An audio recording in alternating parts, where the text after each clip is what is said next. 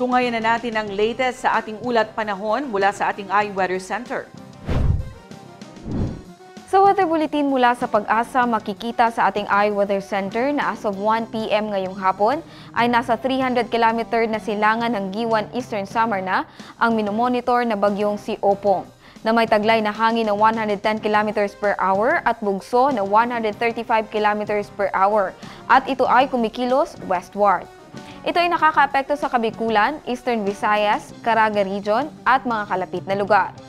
Habang habagat naman ang nagdudulot ng maulap hanggang sa maulang panahon sa kanlurang bahagi ng Luzon, Visayas at Mindanao.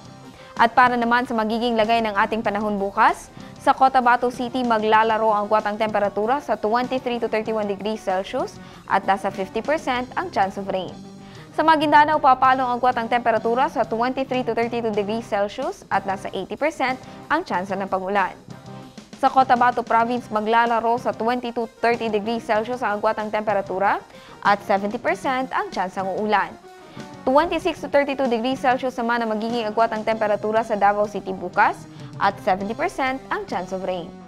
Sa Cagayan de Oro City, papalo sa 23 to 32 degrees Celsius ang agwat ang temperatura at 90% ang chance ng pag-ulan.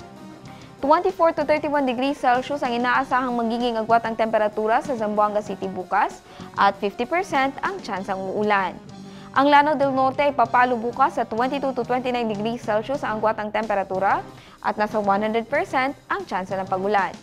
Habang sa Lanao del Sur naman ay makakaranas ng 17 to 24 degrees Celsius ang agwat ang temperatura at 100% ang chance of rain. Ang araw ay sumikat kaninang 5:45 ng umaga at lumubog ng 5:50 ng gabi. At yan ang latest mula sa ating iWeather Center. Jan Garcia, iMinds, Philippines.